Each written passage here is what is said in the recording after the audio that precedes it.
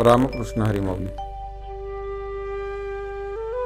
संत वचनामृत या आध्यात्मिक चिंतनाचा जो काही प्रयत्न आम्ही या चॅनलच्या माध्यमातून करत आहोत, त्यामध्ये आपल्या सगळ्यांचं पुन्हा पुन्हा स्वागत करतो. आपल्या सगळ्यांना धन्यवाद देतो की जेणेकरून आपण सगळेजण या चॅनलच्या माध्यमातून श्रीमद भगवत गीता स्वरूपी ज्ञान प्रवाहामध्ये कर्णेंद्रियाद्वारे याचं अमृतपान करण्याचा प्रयत्न करतोय.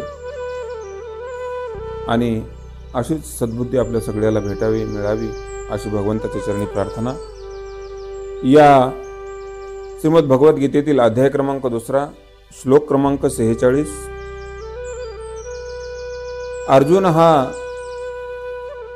विवंचनेत पडलेला आहे आणि या विवंचनेत सापडलेल्या अर्जुनाला योग्य मार्ग सन्मार्ग दाखवण्याचा प्रयत्न भगवान कृष्ण परमात्मा करू लागलेले आहेत. आणि त्याच्या योगानं भगवंत त्याला उपदेश करत आहेत. काय बोलतायत भगवंत या श्लोकामध्ये? श्लोक क्रमांक 46. यावनर्थ उदपाने सर्वतः संप्लुतोदके तावान सर्वेषु वेदेषु ब्राह्मण्यस्य विजानतः. भगवंत सांगतायत अर्जुनाला, अरे अर्जुना, आपल्या दृष्टीला जर आपण बघितलं, समोर जर दृष्टी टाकली आणि आपल्याला दिसलं की सगळीकडे बघल तिकडे जिथपर्यंत आपली नजर जाईल तिथपर्यंत जर आपल्याला पाणी दिसून आलं, मग तेवढं सगळं पाणी दिसलं म्हणून आपण काय ते सगळं पाणी पितो का? जेवढी आपल्याला गरज आहे तेवढंच पाणी आपण पितो त्या ठिकाणी. तसं ज्ञानी असणारे, जे चिंतन करणारे असतात, ज्ञानी असतात, आत्ममंथन करणारे असतात, ते वेदाचं पूर्णपणे अध्ययन करतात खरं, पण त्या वेदातील जे उपयुक्त आहे, जे आपल्याला अपेक्षित आहे तेवढंच ते ग्रहण करतात. आणि माणसाने तेच केलं पाहिजे. आपण आपल्या जीवनामध्ये एखाद्याचा आदर्श घ्यायचा ठरवला तर तो ज्या मार्गाने गेलेला आहे त्या मार्गाचं अनुकरण करणं योग्य, पण त्याने जे काही केलेलं आहे त्याच पद्धतीने आपण जर करायला गेलं तर आपल्याला ते सहसा शक्य होत नाही.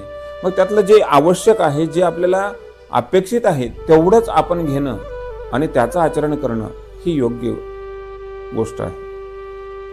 आणि भगवंत तेच सांगतात अर्जुनाला की वेदामध्ये अनेक प्रकारचं चिंतन आलेलं आहे, अनेक प्रकारचे विचार वेदामध्ये मांडले गेलेले आहेत, म्हणून त्या सगळ्याच विचाराचा विचार करत बसणं हेही काही योग्य नाही.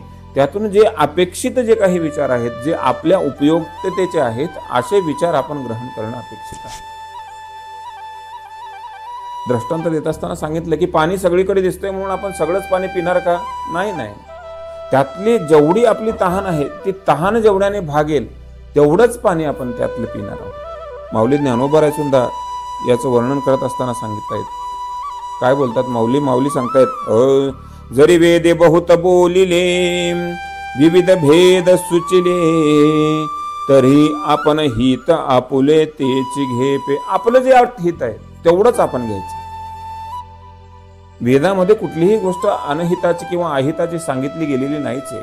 वेद जे काही बोलतो ते आपल्या हिताचंच आहे. मग आपल्या हिताचं आहे म्हणून संपूर्णपणे वेदाचं आचरण, वेदामध्ये सांगितलेल्या गोष्टीचं आचरण तुम्हाला मला जीवनामध्ये, सामान्य जीवनामध्ये करता येणं अशक्य आहे. आणि म्हणून त्यातील जे उपयुक्त आहे, जे आपल्याला अभिप्रेत आहे, जे आपण सहजपणे करू शकतो, असा विषय आपण ग्रहण करणं योग्य आहे. जसं सूर्य उगवल्यानंतर रात्र निघून जाते आणि सगळीकडच्या दिशा ज्या आहेत, ज्या वाटा आहेत त्या प्रकाशमान होतात, अनंत वाटा प्रकाशित होतात. ज्या रात्रीच्या अंधकारामध्ये झाकळून गेलेल्या होत्या त्या वाटा सूर्याचे प्रकाशकिरण पृथ्वीवर येताच त्या ठिकाणी प्रकाशमान होतात. मग एवढ्या सगळ्या वाटा प्रकाशित झाल्या, सगळ्या वाटा नजरेला दिसत आहेत म्हणून आपण एकटाच कोणीतरी या सर्व वाटानं जाणं शक्य आहे का? नाही. त्यातली कोणती तरी एकच योग्य अशी वाट आपण धरावी आणि त्या वाटेनं आपण जाणं अपेक्षित आहे. त्याच पद्धतीनं अर्जुना पुढे सांगतायत की बाबा, ज्ञानी काय करतात? तैसे ज्ञानी जे होती ते वेदार्था ते विवरिते मग अपेक्षित ते स्वीकारिते शाश्वत जे शाश्वत आहे ते शाश्वत फक्त स्वीकार करण्याचं कार्य कोण करतं? ज्ञानी असणारे करतात. जे खरेच ज्ञानी आहेत, आत्मज्ञानी ज्यांना म्हणावं, असे ज्ञानी लोक असं करतात. आणि म्हणून अर्जुना, तूही एक मोठा ज्ञानीच आहेस. पराक्रमी तर आहेस, पण तुझ्या ज्ञानालाही पारावर नाही. तू पण खूप मोठा ज्ञानी आहेस. आणि म्हणून तू सुद्धा असाच विचार करायला पाहिजे.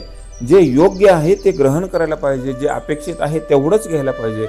सगळ्या गोष्टीचा विचार करून तू गोंधळून जाऊ नकोस, अशा प्रकारचा बोध त्या ठिकाणी भगवान कृष्ण परमात्मा अर्जुनाला करू लागलेले आहेत. रामकृष्ण हरी.